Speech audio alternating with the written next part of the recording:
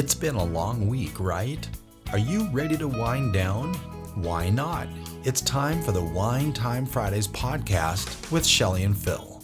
Neither are sommeliers, but both have a deep passion for life, each other, and of course, delicious wine. And now, here to talk about this week over a glass of wine is Shelley and Phil. It's wine time. Hello and welcome to another episode of Wine Time Fridays with Shelley and Phil on this Friday, November 10th, episode 186.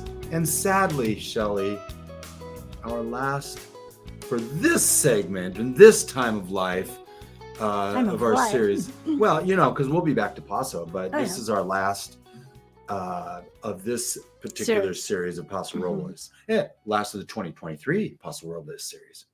I'm going to say Paso Robles, Paso Robles, Paso Robles. Paso Robles. And both work. Paso Happy Robles. Friday. It's wine time. Happy belated birthday. Thank you. It was a big birthday weekend. Thank you for the gift on Saturday night, the pre-birthday gift of a Husky win over USC. That's a pouty face you can see on YouTube. That little gift you gave me cost the defensive coordinator, Alex Grinch's job. Yeah, for USC. Well, I mean, teams have been scoring in the 40s like for the last 6 to 8 weeks. And against them? Yeah. Or everywhere?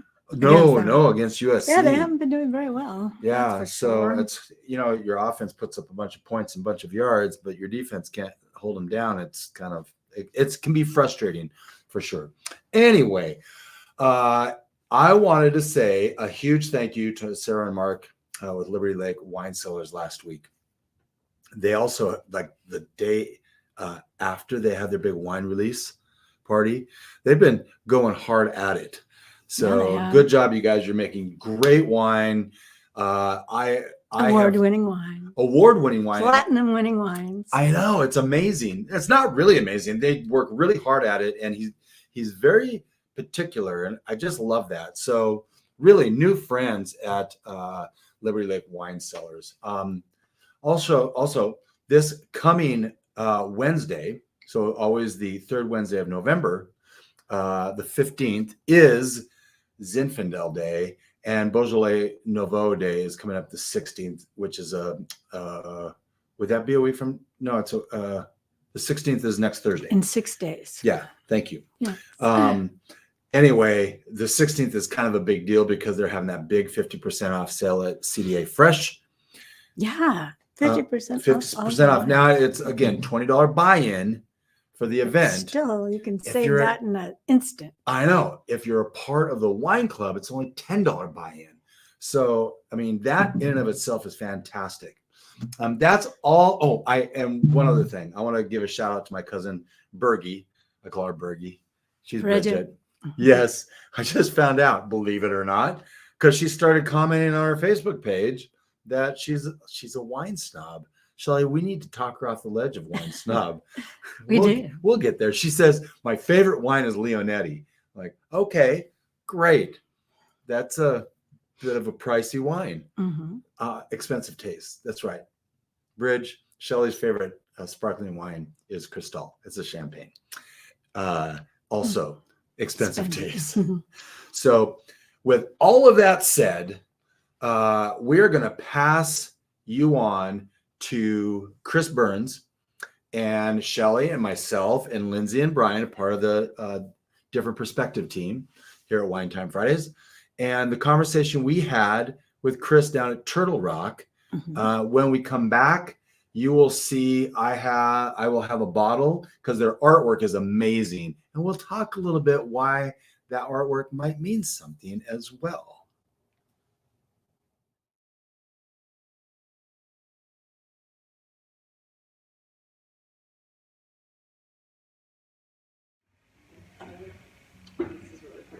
Yeah. And you said this is limestone? Yeah, calcareous limestone. So that's what makes Willow Creek arguably the best growing site in the county. Because of that soil composition, it produces wines with really high acid. So it can create wines with low balanced fruit, alcohol, and with our very diligent farming practices as well, we drop a considerable amount of fruit during the growing season, so our wine's very extractive, very concentrated as well. Did you really like it? Yes, it's wine. You looked at how many people lit this really? 100, 200? Not that big a deal. Not a lot that I've noticed. Many people have commented about it, but not necessarily followed through. But I like your enthusiasm. I hope for your sake that a lot of people actually have it. Well, you know what? I haven't watched it, let's put it that way. I have my On Guard from doTERRA this morning, so I am good. And the voice you are hearing, other than Shelley and Phil and Lindsay and Brian, is that of Chris Burns, the general manager here at Turtle Rock, as we conclude our official Wine Time Fridays. Paso Paso. Hashtag. Paso Paso.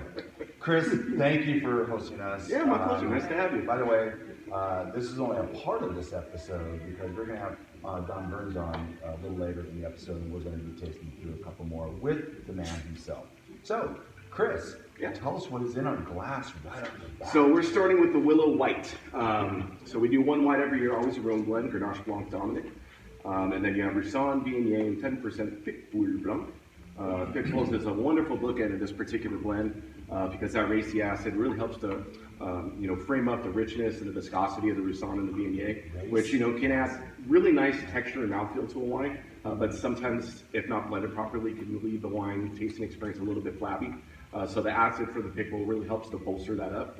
And we treat this somewhat like a red in the aspect of aging, barreling it for 22 months. And 60% new oak, 30% neutral, finish up with 10% stainless steel.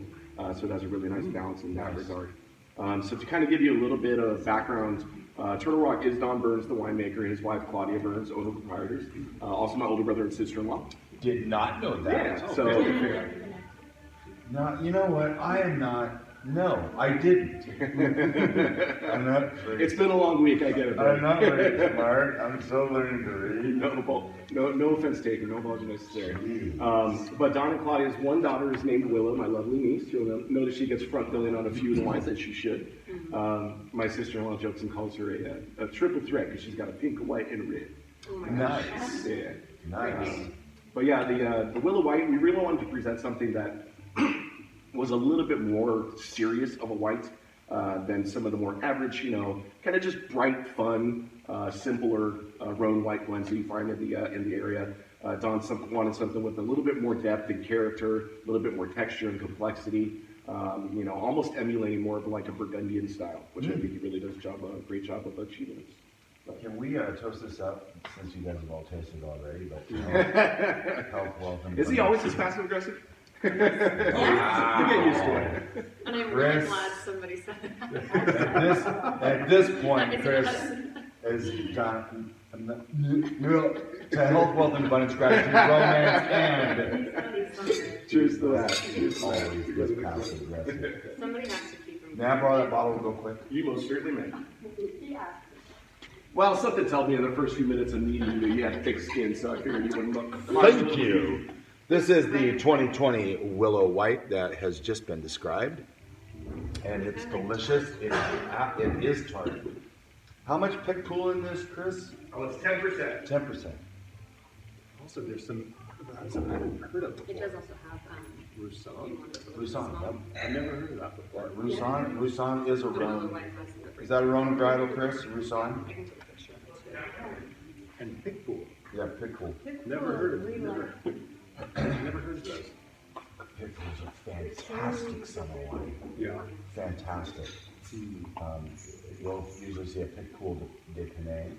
It's kind of what's out there, and Chris could probably elaborate a little bit more About the Picpoul? Yeah, because Shelley and I have had a lot of Picpoul de Pinet, but only from like a couple producers. But that is more. That's Spanish or something. No, it's a Rhone white. Yeah, it's a Rhone white. Picpoul de Pinet is also Rhone. I can't speak to that, or Picpoul or Picpoul Blanc. Yeah. Which our friends at Vino and Lavatur can certainly pronounce that much better than I can. Half the time people think I'm saying Pitbull. But it translates as stings the lip, as lip stinger. So it's associated with racy acid and sharp fruit. But it can be a really happy blending of varietal with the other rings. Yeah, Love that. it works really well in this. I love it. I love the term racy acid. That will get a hashtag, by the way. I'm gonna take a couple more of those forward.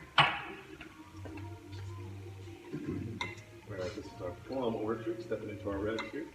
Thank you. You're done. I don't want to. That's fine. I know. As per our discussion earlier, we all know how fast the palate can get burned out with these big Paso wines. Yeah. So what do we have here? So our first red, this is our Plum Orchard. This wine is named for the vineyard from which the fruit is sourced, the Plum Orchard Vineyard, and it's the only red we get fruit from outside Willow Creek. So this is Templeton Gap, a little further southeast. Different location, also different soil composition. You have more decomposed sandstone as opposed to the more common calcareous limestone we find in Willow Creek. And the sandy soils do a couple things. Number one, it encourages the roots to reach slightly deeper because of the efficient drainage. It gives it a little bit more complexity, but it also contributes more lifted aromatics to the wine, which I think can round out really nicely the overall tasting experience. This being the most kind of lightest, freshest, most feminine, fruit-forward wine that we do, the bigger bouquet really helps to round out the tasting experience in that regard. And it's 74% Grenache, 26 Mataro. Are we familiar with Mataro? Nope. Never heard of Mataro. You might not have heard of it, but chances are you've enjoyed it, just not known it. It's a Spanish clone of Mourvedre. So it has its origins from the town of Mataro, which is just outside of Barcelona. Sorry, I couldn't help myself. But California wine laws don't require you to distinguish between a clone on the label, so there's a possibility that you've had Mourvedre wines here, or with the Mourvedre component. It said that on the label, but if you're splitting hairs, it's probably more accurately Mataro. Or it might be one of the other 100 different clones of Mourvedre with less appealing names or romantic origins, like clone G27-4H, you know? Right, yeah. But we like to be specific. So is there an accent over that last O on Mataro? Is that what I'm seeing? Not the way I pronounce it. Okay. But I'm not certain that that's yeah, that's the case. It just looks like it on the word on the back of the label. I'm just wondering, is it Mataro? Or we'll have to do some digging on that. Speaking of digging. Yeah, he's all good. But yeah, I love the label on this one. So you see the like, I'll taste it that way. The sands through the hourglass with the little shattering in the vine growing, which is a nod to the sandy soils in this particular wine. People quite often say that they smell and taste plum in this particular wine. I'm not going to say that's wrong. It's very subjective, but there is something to be said about the power of suggestion. I was going to say, yeah, for sure. Plum orchard, very good. I actually taste a lot of citrus. It's definitely like a lighter tartar red also. Yeah, I mean, good call on the tartar. This, tartar way back on my tongue. And keep in mind these wines are very young. We're tasting all the, with the exception of the white, we're tasting all the 21s. Right. We're just recently bottled. For the past couple years, we've sold out of wine. That was the case again this year. About 6 weeks ago, we sold out the bulk of our 2020s. Wow. So we went to an abbreviated tasting for a little bit, momentarily shut down reservations, and kind of tap dance around how we would keep the tasting room open. And obviously, we still have our white and some of our rosé, but we made the executive decision to release the 21s. You know, Don just thinks they're singing really beautifully right now. And again, these wines all have, you know, easily 10 years ageability. Yeah. I do think that the Plum Orchard is probably the best expression of how great ageability they have, but how approachable they are young as well. Don seems to think the 21s, I think, will probably be enjoyed slightly younger, maybe in the 4 to 7 year range. Certainly the Grenache dominant wines on the former side of that, the Syrah dominant on the latter part. But again, within that time frame, greatly subjected to the individual. How long have they been? How long has this been in bottle? About a month. A month. Okay. So it has some time to settle down a little bit. Yeah. Oh yeah. I've noticed too, and I don't know if this is just unique to Paso, there's a lot of, I don't know if calling them international varietals is accurate, but certainly a wide variety of varietals. Yeah, but I mean, we started out. yeah. Paso was known, and we'll kind of expound upon that as we get to the Westberg Red. Was kind of known for big sins back in the day. Turned the corner in the early 2000s. You know, there's a couple producers that had an integral part in proving that, you know, Paso can, you know, certainly produce world-class wines. You know, Justin Smith at Saxon is somebody that at least I know the backstory on, that, you know, when he got Wine of the Year, Winemaker of the Year, and you know, it's been proven that the Paso, you know, the arid climate and the soil composition it just loves having those rose varietals thrive here. Yeah. You know, it's also the diurnal swings, cold nights, warm days, and the Templeton Gap effect. You know, Highway 46, you get that coastal influence funneling down the valley. So, you know, a lot of those areas of Willow Creek get that early afternoon wind, kind of tone down those hot afternoon temperatures. But also there's super dynamic topography. So there's lots of rolling hills and little valleys and exposed ridge lines, and that produces a myriad of different microclimates, which is really that's what I've noticed. And you do see a lot of Spanish varietals too. East side, there's vast acreage of Cab and some other Bordeaux's. And I wouldn't pretend to know the percentage breakdown, but from what I understand, I think there is more Cab plants here than anything else. But we're known for the roads out of West Side. Yep, about 6 years ago, we knew that it was 39%. Okay.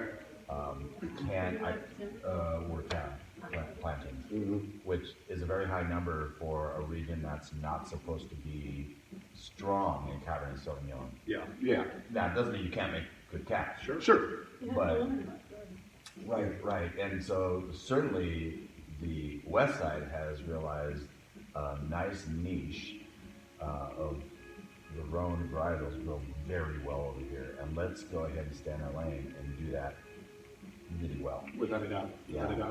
And there is Cab planted on the west side too. For example, we have our G2 North vineyard site. We just added a new SKU this year. We'll be doing a single vineyard Cab. And I don't know the exact breakdown on that. We don't have the labels yet, but it's going to be basically a Bordeaux blend, Cab dominant. I don't know if Don added any Syrah or not. But yeah, again, having a myriad of microclimates, there are certain pockets over there where, Cabernet loves as well. Yeah. How long have you been in the wine business, and how long have you been here at Turtle Rock? I've been here, actually, it'll be a year next month. Okay. Yeah, so I've been thinking about moving to Paso for a long time. So Don and I are half brothers. We share the same dad. Yeah. So he grew up in West Side with his aunt and uncle from Peggy Westberg. I actually grew up in Southern California in Orange County. Sorry. I'm one of the good ones, I swear to God. So did Shelley. Whereabouts? Huntington Beach. No kidding. I spent the last 10 years in Huntington. You did? Yes, Just I out of grew up at San Diego. 48, a high school No, reunion? 50. I just had my sister. At Huntington Beach High School? No, it was Westminster. Westminster. Oh, okay. I went to Fountain Valley. Oh, you did? Yeah, My yeah. best friend. That's funny. And Oh. she was a baby nurse at Fountain Valley. Oh, Oh, yeah? Small world becomes even smaller in Paso, I tell you what. I'll bet. It really does. But yeah, no, I worked in restaurants for 25 years, most of which in fine dining. Took my level 1 and level 2 somm about a decade ago. Actually, I only studied wine for about 3 years before my career took me more the operations direction. But yeah, I had been thinking about moving up here for a long time. And this past year was kind of the perfect sequence of events that allowed me to do so. And it coincided with Don expanding on the business. And he said, I never wanted to put any pressure on you to join the family business. With your credentials, I could be happy and successful in any hotel, restaurant, or bar. But he said, I got to hire someone. Might as well be family. So now I get paid to pour my brother's wine and talk about my niece. There you go. And by the way, your niece is Willow, right? Correct, yeah. And you have Willow's Creek. So it's not, you could have a Willow Creek. Yeah, without a doubt. And ironically, she's not named after Willow Creek District. Claudia, my sister-in-law, when she was about 6 months pregnant, they were tossing back and forth, baby names, and she's actually the one that suggested Willow, not knowing that that's where Don grew up, off Willow Creek Road in Willow Creek District. So it was kind of serendipitous in that. Yeah, coincidental actually. But yeah, let's get the next one for you. Next one.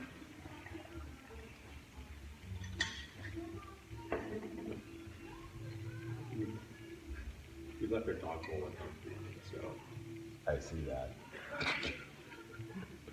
he was like, oh my God, yes. Every time I put my tongue in there, I get just a drop. Yeah.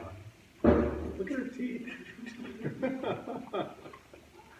Yeah, that's not the most flattering face you've ever made. No, but it's picture worthy.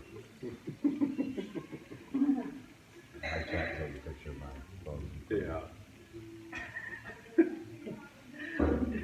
I can't really leave this for them too, because I know they'll knock it over. They'll not, they'll 100% not. You can bring your glass over. Oh, I appreciate that. I will do this to taste, but it is my money. I got to ease my way into my work week here.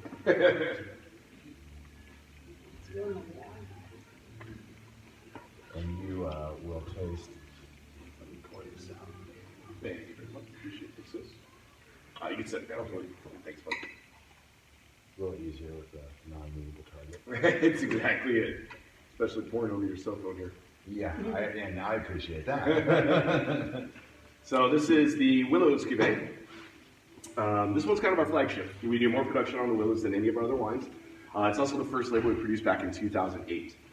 So kind of partners the Plum Orchard in the aspect that they are both Grenache dominant, but the Willows has Syrah, Mataro, and 14% Graciano in it. Graciano is another Spanish varietal. It's a wonderful blending grape with the other Rhones because it brings in such great acid and tannin and spice and color, just overall benefits the structure, which in turn benefits the ageability as well. We do more production on this than any other wines, and it's historically always been my favorite. And this is a Cuvée or blend of multiple varietals, but also multiple vineyards. This is primarily Jamesbury Vineyard and G2 Vineyard, both centrally located in Willow Creek, and then about 30% Cruz Vineyard. Cruz is off Jack Creek Road, it's Jack Creek Cellars. It's one of the most westerly located vineyards in Willow Creek District, so it sees a little bit more exposure to the elements of the Templeton Gap. Morning fog, slightly cooler climate, a little bit more rainfall, so it produces really nice, light, pretty, happy Grenache fruit. And we do make one rosé every year that we saigné, and that Grenache fruit that we bleed off that free run, that lower yield ends up going into the Willow's Cuvée, so it's a much richer, more extracted, happier expression of that Cruz Vineyard fruit. It's really nice, but Literally nothing against the Plum Orchard, because every wine has its own profile, and it was delicious. And this has a nose that won't quit. Yeah. Those are my favorite because it takes me a little longer to actually take that first sip because I'm just like, yeah, because the aromatics are so complex so, already. It's so good, yeah. And this is hitting right in my wheelhouse. Yeah. My personal wheelhouse, yeah. And another thing is Don co-ferments with all his reds, excuse me, in one variation or another. Never across vineyard, but multiple varietals from single vineyard. Interesting. And what that does is just give us much more of a seamless, cohesive blend. Yeah. Don uses those terms quite often in Vaselli. He likes all the blends to be working very homogeneously together, so that the different varietals aren't jumping out, no particular varietals jumping out at you more than the other. They're all singing very harmoniously. And I think that adds to the complexity, but the focus, centralized, really long finished and consistent tannins and just depth flavor as well. I was going to say that doing that co-fermentation, I'm noticing a lot of wineries around here. It seems to be a consistent nod, but you're right. It seems like we're hearing that a lot, and it's just like you said. We've only Well, my data sample point is small. Sure. But, I can't tell you for certain, but from what I understand from what Don tells me, it's not the most common practice. It's certainly riskier, but again, you get more, seamless wines. But, yeah, you really do. Don's certainly never been one to play it safe.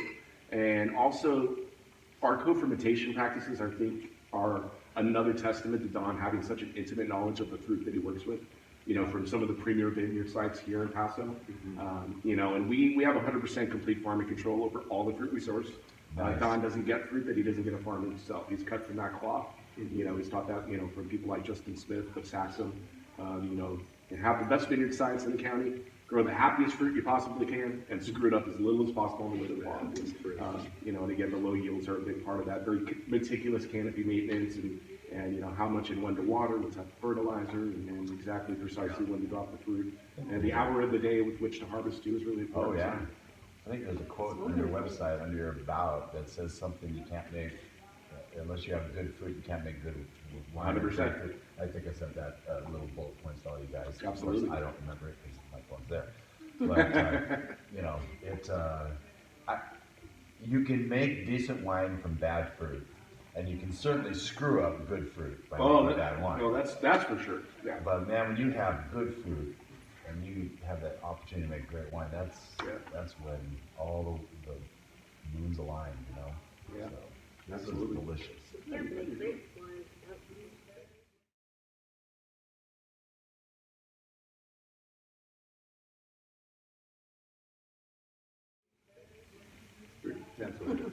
Thank you, Lindsay. Yes, I thought. Yes. Look at that artwork. We're gonna have to talk about the artwork. Yeah, it's kind of like an edgy design. Isn't Yeah, it? I love this one. The color pop on it.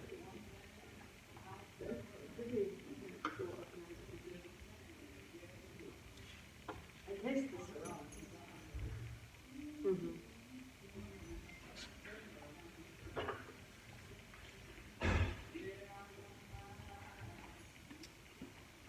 We're gonna Thank you so much. take a little detour from the roads here briefly. Ooh, nice. Are you done with this? Chris, while you're pouring the fourth wine, which we're taking a detour, tell me a little bit about your labels, because these are really fun labels. I especially like the Willow's Cuvée. Yeah, because of the pop of the color, you know? Yeah, and they got a nice embossed texture too. Oh, they sure do. That's adding to the cost of the labels. You ain't lying. So, the label artist, his name is Dane Curley. Local guy, worked for a label factory for a number of years, but very talented artist and graphic designer. Don and Claudia loved his artwork. I don't know where they first were exposed to it, but Don will tell them a story about the family, or something about the vineyard, or the personality of the wine, and then kind of give them some creative freedom. So again, the sands through the hourglass with the plum orchard, the sandy soils, the weeping willow tree from the Willow's Cuvée, also named after my niece. And then the feather here on the Westberg Red. So it's a red-tailed hawk feather, a very common bird of prey found around the area, all up and down the West Coast, but sometimes referred to as the farmer's friend because they love to eat squirrels. I'm sure most farmers would agree there's not nearly enough of them. Squirrels or the... No, not enough of the red-tailed hawks to eat the squirrels. But the vineyard manager has been tending to that site for, which is Four Hearts Vineyard, for decades, and his name is escaping me right now. He's a certified shaman, like very into Native American culture, like sweat lodges, healing crystals, peyote. I don't know that last one is a fact. Maybe strike that out. But he used to make these really beautiful, elaborate headdresses, I guess. And when Dane heard the story, he was going to paint this beautiful headdress for the label. When he painted the single feather as a sample to show Don and Claudia, they're like, stop right there. Yeah, this is good. Sometimes you don't mess with a good thing. Was that enough? Simple. Less is more. Yes, less is more on almost all occasions. Correct. Yeah. Yeah. Shelley, And that translates to the farming practices too, as a matter of fact. does Chris remind you at all of Timmy? A little bit. Here we go. Handsome, charismatic dude, he must be. Yes, yes. It's my son-in-law. You nailed it. And the nuances. That's very I'm nice. sure that Chris has better taste in sports teams than Timmy. Dude, well, I'm from Orange County. I'm a lifelong Raider fan, so I don't know if that's the case. Boom! Yes. Hey, but you know what? Patience of an oak tree. No pun intended. Oak trees are best. Raiders in Vegas now and struggling a little bit early, but long season. Yeah, that discussion is certainly for another podcast. Maybe someday I'll meet your son-in-law and we can commiserate each other. Well, he's not a Raiders fan. Oh, he's not. You pointed at me like, no, Brian is a Raiders fan. But her son-in-law is a Rams fan. I almost threw up a little bit when I said that. yeah, those words taste coming out of your mouth like vinegar. No, let me go ahead and wash those words down with some really good wine. So the Westberg Red, Zinfandel Tempranillo Petit Syrah blend, single vineyard, all comes from the Four Hearts. Four Hearts is almost to the corner of where Peachy Canyon meets Willow Creek Road. It's right next to Torrin Winery, backs right up to Turley's Rock Vineyard. It's our only dry farm vineyard as well, so there's no irrigation. The vines have been there for 25 plus years, from what I understand, and the roots are nice and deep. They can thrive off the water table. We're really excited to see what this vineyard produces over the next couple of years, for the fact that we did have all those crazy rains early on in the year, so the water table is nice and full and replenished. So we're excited to see what kind of yields we could get moving forward. With all those rains, it's going to less stress on the vines in essence. Yeah, absolutely. And that can be not necessarily a good thing. Well, I wouldn't pretend to know the answer to that question, to be honest with you. Well, you can pretend with us. Honesty before courtesy. Although my dad, Don and I's dad always did say never let the truth get in the way of a good story. That's exactly right. Well, and so Don will go ahead and he can put a expand bow upon that, right. without a doubt. Get a little bit of cocoa. On Yeah, the nose. It's good call, not, yeah. I don't take profit. I wonder if that's a little bit of that. It's a petit sirah that's Tea, in yeah, it. bringing that like kind of cocoa powder. Not so much like cacao so much, but yeah, for sure. So the Westberg Red was produced as an homage and as a tribute to Don's uncle, Tom Westberg, because Zinfandel was his favorite variety to work with. So Tom had a lengthy wine career spanning about 35 years. He worked for Peachy Canyon and Wild Horse at one point, and later on in his career started working for Diageo. And at that point, I think this was 2011, Don can probably confirm that, he stepped away from making his own wine. Don stepped in as head winemaker at Westberg Cellars. Claudia helped run the business. And in 2016, the Westberg Cellars Zinfandel was the last vintage Don made for his uncle before they retired that brand. That wine evolved into what is now the Turtle Rock Westberg Red. Gotcha. But yeah, a number of years back, Don started co-fermenting and blending Tempranillo with Zin. And he came to find that it really helps to tone down the intensity of the fruit, so it doesn't present as that like hyper-ripe, stewed, jammy fruit bomb, which we discussed earlier on was kind of synonymous with Paso Zins for many years. Right. Don wanted to stray away from that and do something with more elegance, more restraint, and the Tempranillo as well as the Petit assist in doing so. Yeah, it's this one I think of all the wines, at least currently for my palate, is singing the brightest, considering how young or how recently they were bottled. If you would have told me that was bottled a month ago, I would have never guessed. Because it really come along. Yeah. Oh, I mean, they'll probably pass any of the bottle shock after a month one way, because this bottle shock isn't like shipping in a case in a small bottle. This is bottling. Sure. And then resting them down. I think that they may settle down into it. Oh yeah, no, I mean, give it another couple months, and obviously another couple of years when they actually get into the grit of their aging. But again, Don was really excited about how they were coming along, and although sometimes we would wait just a little bit longer before we start presenting them in the tasting room, the fact that we sold out of wine, it's kind of bridging the gap a little bit, and Claudia and him made the decision to go and present, and they've been really, really well received, which is cool. I like this. I'm liking Zen's lately. You've been liking Grenaches lately too. Grenaches,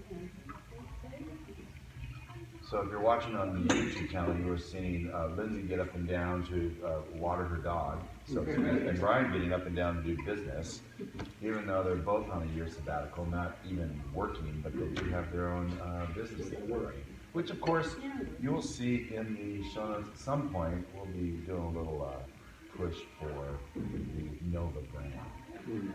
Sorry, the Terra brand. Stay with Terra brand. Stay with Terra brand.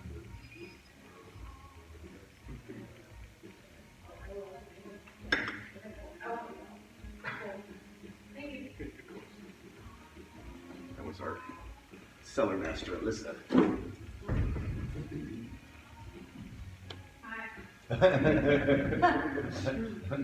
She was asking if she has I think she has to get on a call, Zoom call with Ben Trace.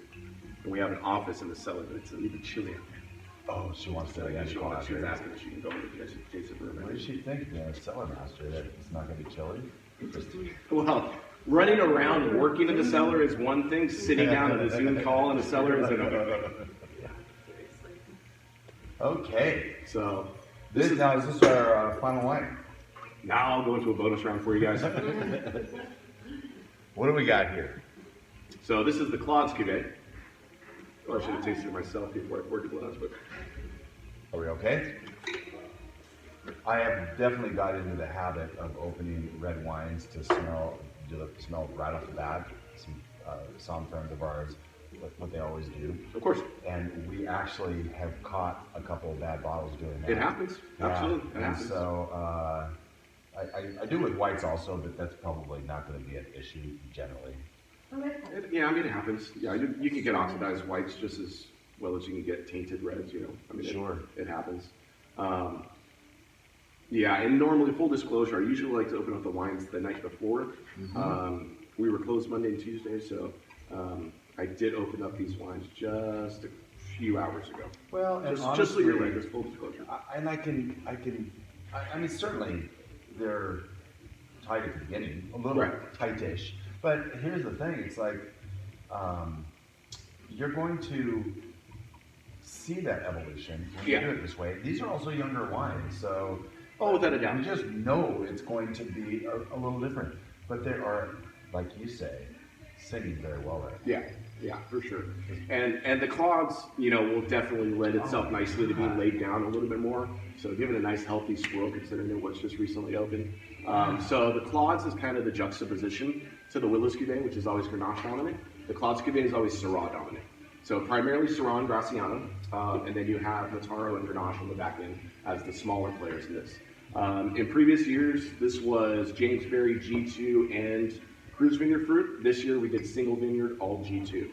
And the majority, so it's single vineyard, and then all of the Syrah for this wine also comes from a single block. It's our block 8, which is a long thin strip at the top of an exposed ridgeline. Has really thin rocky topsoil, but produces really intense Syrah fruit. We only yield about 1.5 tons of fruit per acre from that particular block. To put that in perspective, and Don might correct me, I think our yields are generally between 2 and 3 tons in our other vineyard sites. At the far end of the spectrum, you have the big corporate wineries, that are harvesting anywhere between 8 and 10 tons of fruit per acre. Right. So it's, again, going back to the saying, a perfect example of less is more. But yeah, heavy on the Syrah and the Grazie. It's bold, spicy, savory. It's got a nice herbaceousness to it. Certainly more like kind of a gamey aspect, and more masculine tannins. Although I think they stay very consistent across the palate. This one, like I said, this one will lend itself nicely to being aged, being laid down a little bit more, to soften up around the edges. But of course, there's also another story with this label, which is the white marlin on there. So, you have a lot of white marlin around here. Not exactly. Maybe mounted over fireplaces, but certainly not. That's right. But so Claude is Claudia's dad. It's my sister-in-law's dad. And he comes from generations of fishermen. So she was raised on the East Coast in Delaware. When they lived there, Claude was an avid sports fisherman. He used to captain a white marlin fishing charter boat. But he entered all kinds of fishing tournaments up and down the East Coast. Claude loved fishing for white marlin for the reason that he used to say it's the smallest of the marlin species, so it's more of like a fair fight, man versus fish. Because I guess you don't use all the heavy rigging and equipment that you do for like the blue or the black marlin. Right. So when Don first produced this wine, he said he loved the boldness and the intensity, but he also said it had this fantastic salinity to it. So he asked himself, who's the saltiest guy he knows? His father in law, Plum. So it is named after a salty old fisherman. My sister's words, not mine. Would you agree with her or not? I've only met him once at the wedding, but yes, I would agree. Okay. He was a great dude. He was a great dude. Yeah. I put bold. I mean, I guess a lot of ones are bold. But Yeah, I we are definitely picked that up on this one. certainly moving that direction. Yeah. I also felt like this was a little bit jammy, which is interesting. It kind of contradicts more of like the salty. Yeah, I mean, I get what you're saying. It's just the almost like a little bit of a fruit compote. Yeah. Not to be confused with residual sugar because they are dry wines. Like the jammy, but not sweet. Yeah, exactly. So yeah, sometimes the richness and the intensity of the fruit, especially because of the low yields on that Syrah, can bring it a little bit. But those riper dark fruits. Jammy has seemed to have a bad connotation in general around here. It seems like that, but I don't mind a jammy wine. Sure. Right? There's that. Does this have anything to do? I would love to expand on the word extracted or overly extracted. Can you talk to that at all? So, touching on the jammy thing, Yeah. I mean, that word is kind of a blanket term. Sure. And if you notice a lot of the ways I particularly describe wine, I like to intentionally be a little bit more vague because of the fact that, everybody's palate's a little bit different. Right. I might be perceived to be like, ripe strawberry. You might perceive to be like, Bing cherry or, And again, something the world-class tasters and the Psalms and the people who do this profession, have it really, really dialed in. But again, you're also just at a certain point just waxing poetic about the wine and how you're experiencing it. So when it comes to jammy, I think why that word, and this is just a guess, why it carries some derogatory connotation, Yeah, a little is bit, because it is associated with those Got it. zins of past. You know, whereas those, like I said, jammy fruit bomb, you know, where you think of an actual like preservatives, which again will also, you know, contribute sugar or make the mind think sugar. So, and generally, I think those wines probably had a little bit more residual sugar. That's just stylistically how they work. But as far as the extracted, so extracted, from what my experience with talking about extracted wines, when you're dropping a lot of fruit, when you're having low yields, you know, when you're bleeding off from the ferment vessels, you're getting a more extracted kind of a flavor profile, meaning it's just simply concentrated. So You could also have, obviously, over-extracted.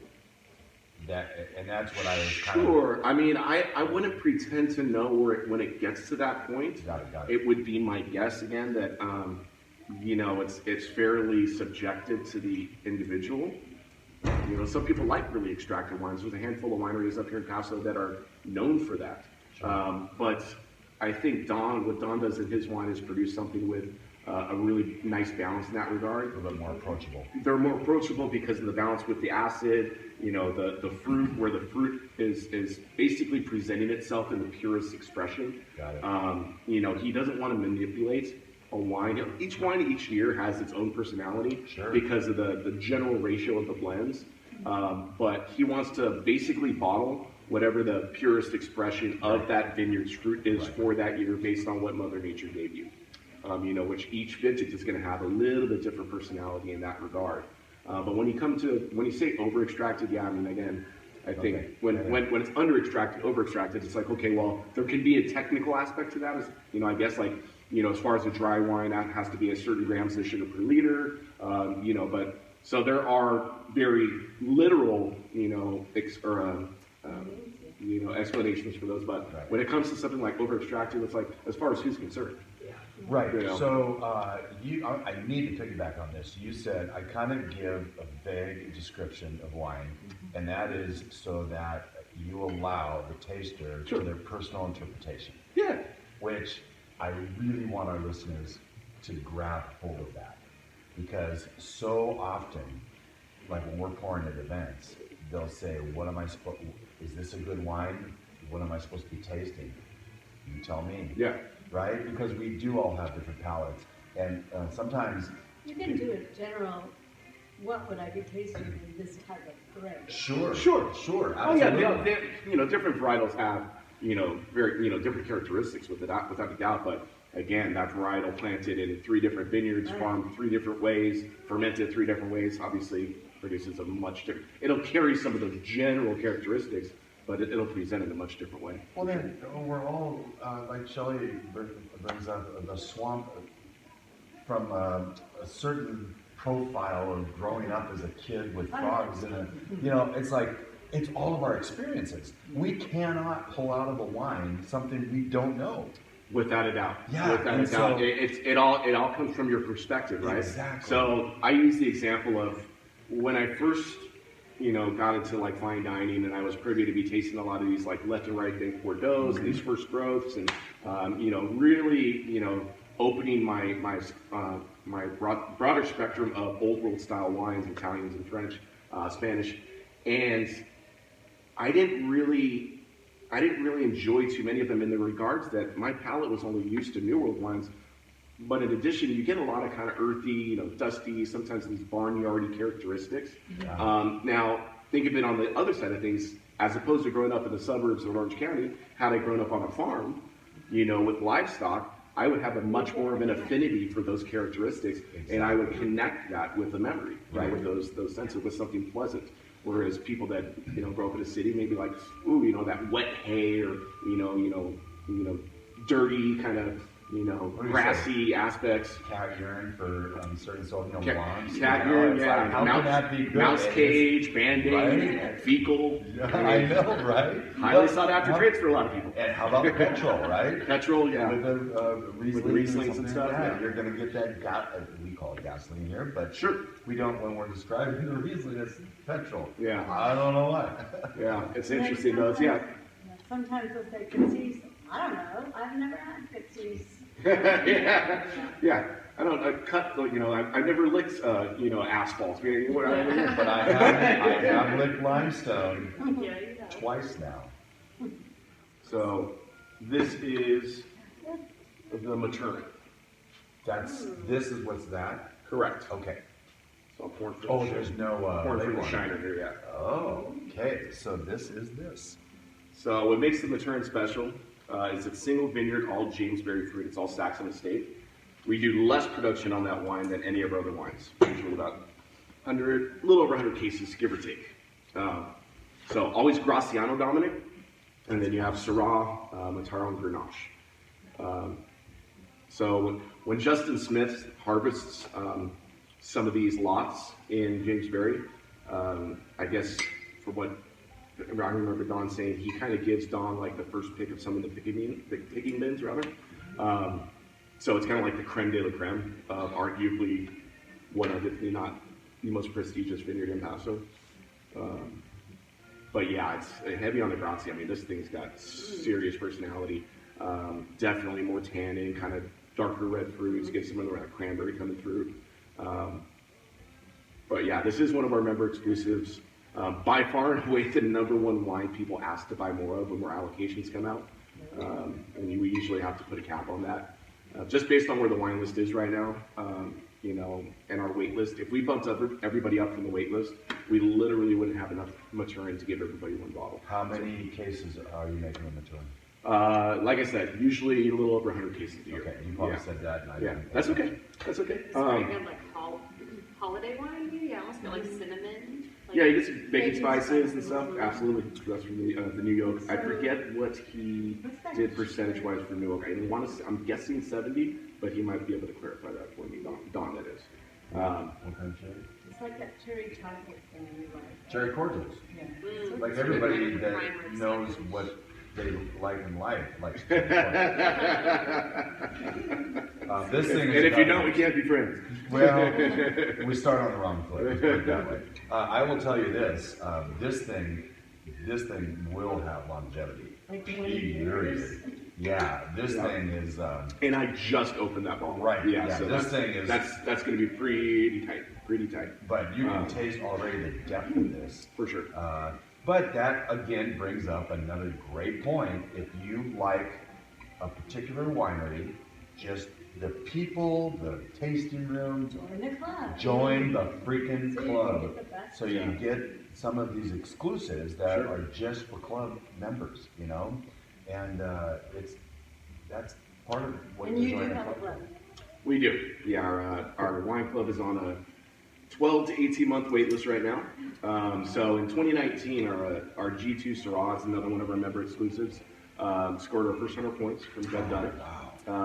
And after that came out, the wine club kind of exploded. People started buying up a bunch of allocations online. We actually sold out of wine that year, closed the tasting room from November of 21 through through October of 22, reopened in 22, and again sold out about mid-August, and then releasing now. So these are all great problems to have. Oh, for sure. And granted, with the 2020, the previous vintage, it was a challenging season. We lost a lot of fruit to smoke taint in the big stir fires. Don didn't want to bottle anything that had any semblance of smoke. Yeah.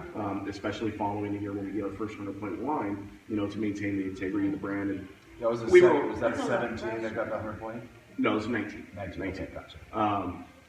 But yeah, we were able to creatively offset some of our costs in different, different ways. But we dropped down to, I think he said, about 1,700 cases for that vintage. And then the 22s, we're looking at the 21s, anywhere between 24 and 25. I don't know the exact count. The 22 should be back up to our average threshold, which is about 3,000. And then with the recent acquisition of Terre Haute Vineyard, the 23s will be, or we'll add another SKU, more Adonis SKU or more veg dominant wine, probably jump to about 3,400 cases. How many SKUs do you have? So we do the At six. this point.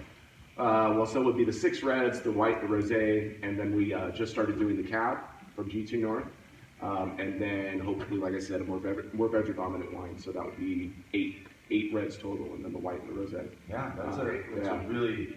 It's a nice meaty number. Yeah, and I do want to clarify when I mentioned Terry Hogue, Don did not purchase Terry Hogue Vineyard. Him and Scott Hawley at Torrin Winery partnered to receive exclusive acreage rights to that.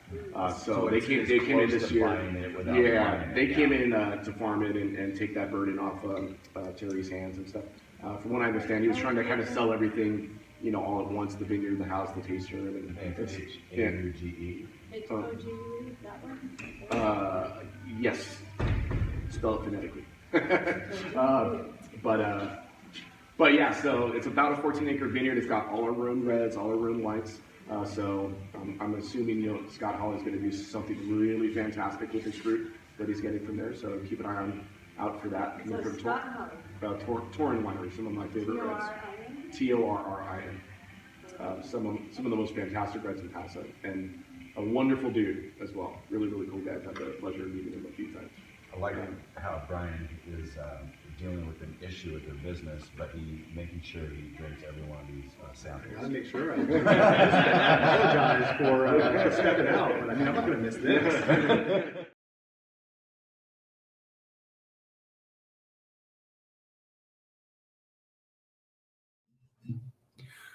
Welcome back to Wine Time Fridays with Shelley and Phil, episode 186. Just occurred to me that, and we'll do that at the very end. So you may realize we did not ever get to our conversation with Don Burns, Chris's brother. Couldn't connect. So today I called, someone answered, Nicole with Turtle Rock. Mm-hmm. You do have these on your notes because I ended up putting them on there. But they are so busy right now. She said they have got so much fruit coming in, and Still. Yeah, and Wow. it's like it's all coming in at once. And so they're running around like chickens with their head cut off, which is just a horrible thing. It's like skinning It's a not a cat nice thing. visual. No, those we need to change those. But it does evoke the idea they're very, very busy. I wanted to mention the thing about NFTs, which is what we were going to talk to Don about. Mm-hmm. They've got this fantastic thing. Now, neither of these bottles, we have two bottles of Turtle Rock. We have their Willow's Cuvée. And you'll notice the artwork is fantastic. And then we have the Willow's Hello. We have the Willow's Rosé. It's tickled pink. Okay. And It's called Tickle Pink. Yep. I didn't even know that. It's on the back here. But you'll notice So there used to be a not so great wine called Tickle Pink. Well, in this case, it's fantastic. It's 100% Rosé of Grenache. And this Willow's Cuvée is some Grenache, Syrah, Matero, and Graciano. We had 6 wines with Chris. They're all fantastic. Mm-hmm. We got their name from the documentary Tin City, which I have found the Amazon Prime link. It's free if you have Prime. Look in the show notes.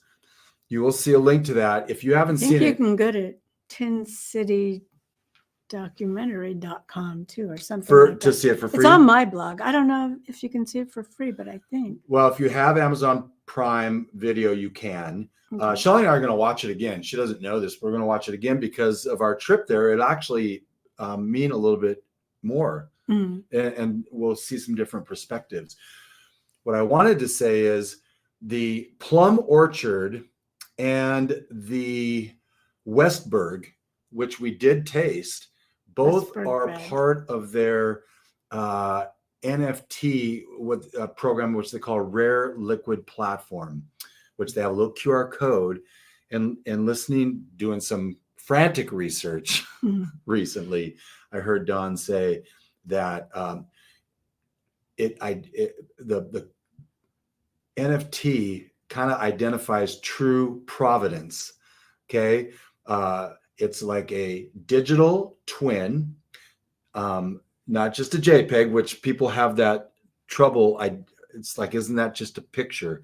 But no, it gives you, it's a smart contract, right? Secondary platform will kick in a percentage of the sale to the original artist. In this case, the folks at Turtle Rock, which, wine collectors, if they sell something, they make money, like art collectors, right? Yeah. So I think that's pretty cool that they're doing that. And they have candles with these labels on them too, with the artwork on them. Yeah. Not these labels, but it's interesting because Levo had their artwork. One of the great things about wines is the label, and we're going to do an episode about labels because not all labels convey quality. Some wines will make wine and slap on a cute label knowing they'll sell, and the wine isn't great. But when you combine the two, it's pretty spectacular. Good wine and good labels. Yeah, Great just wine, the great artwork labels. behind it. So anyway, just want to thank Turtle Rock, Chris, Don, the whole, Nicole, you too, for your information. It's fantastic. And that was a lot of fun. If you get a chance, go down to Tin City in Paso and visit Levo, visit Turtle Rock, and go to the ice creamery. The creamery. That was good. Ice cream. I've done all the talking. Would you please talk a little bit about our word of the week? I don't even know what that is. Elson Sellers wine word of the week? Uliage? Ullage. Ullage. Ullage. Sorry, Ullage. Ullage. I think it's French. That's why I gave it to you. Yeah, I can't see. That would require glasses, which I did not bring. Ullage. Ullage, if it's French. Ullage. Oh, that's an L, not an I. No. ULL. Okay. Ullage, right? Do you remember where we got Ullage, the wine word? No. We watched that one guy on TV talking. He drank a 94-year-old. Bordeaux. That one guy. Don't call him that one guy. Andre. Yeah, Andre Mack. If you can see this on YouTube, the fill line on that bottle, that is the Ullage. Can't really see it probably on the red, but it's a lot easier to see on the white. It's the fill level, I just said, which changes over time due to evaporation or all sorts of things. So that was one of the things he did look at. Yeah. With that 94-year-old bottle of wine to see how much it may have evaporated. Yep. And it was pretty good. Yeah. I mean, you never know. It's roll the dice.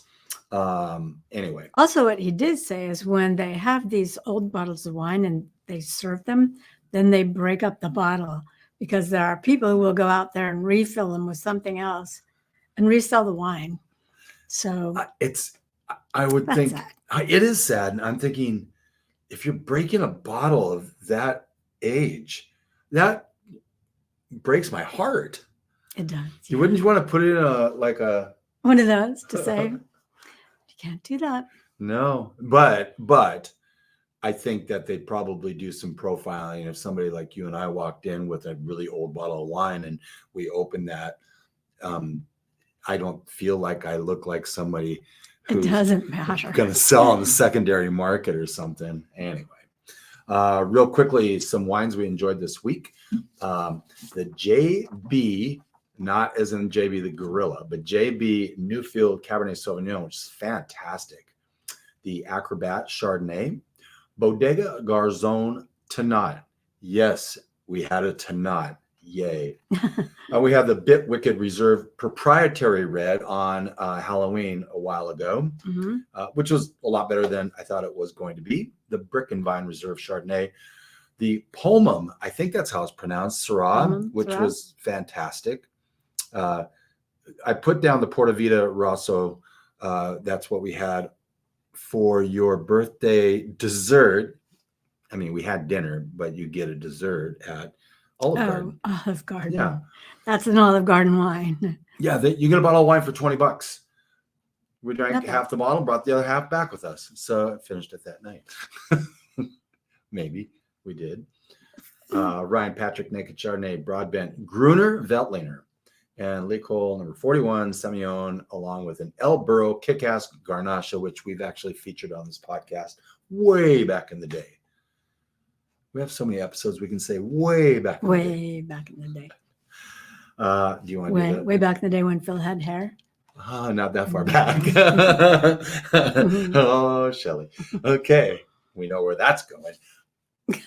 Do you want to talk about what we have coming up in the future with exciting stuff? It's not that exciting. I think we have 2 great guests coming up. Oh, that. I Yeah. thought you meant Carmenere Well, Day I mean, that's one of it. on the 24th of this month. Yep. Now, National Cabernet Franc Day on the 12/4. There's a National Merlot Day you're missing in here somewhere. No, we already did that. I thought it was like on the 17th. No, it was last week. National Prohibition Repeal Day. We'll talk about why that matters. Mhm. On 12/5, World Azu Day. On the 10th of December, Pinot Meunier Day on the 16th of December. And possibly our guest, Jesse Balsamo with Truvino and Marley Brent Hall with Lola Wines. It's Iola. That one actually is an I. Iola. Iola Oh, wines. okay. Yep. Kind of a I similar. was like, he got Lola. his own wines out of that. No, it would have been a big L. But her model is a little bit like Naked Wines, and I'm excited to hear more about that. Yeah. I think that's going to be in a couple weeks, but it could be next week. We don't know exactly. But I think. Did I say Marley instead of Marilee? Yes, you did. I should never come down here without glasses. Marilee, trust me, I'm the one that makes the faux pas 99.8% of the time. And I just can't see. So next week, yes, we will either have Jesse or Marilee on. A huge thanks today sponsors Jay Bookwalter Wines and Bottle Joy and CDA Gourmet. Hopefully you guys had a chance to visit their last Saturday on their holiday kickoff with a little bit of knowledge. Wine becomes a lot less overwhelming. Thank you for joining us. We'll see you next week on Wine Time Fridays podcast.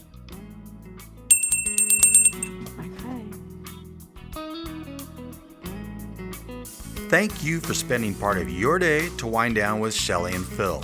Remember, you can listen to any episode of the Wine Time Fridays podcast by visiting winetimefridays.com or wherever you get your podcasts. And join us on our Wine Time Fridays Facebook page, Instagram, or on Twitter, which is @VintageTweets, for daily conversation. Until next week, here's our toast to you. To health, wealth, abundance, gratitude, peace on earth, and of course, romance.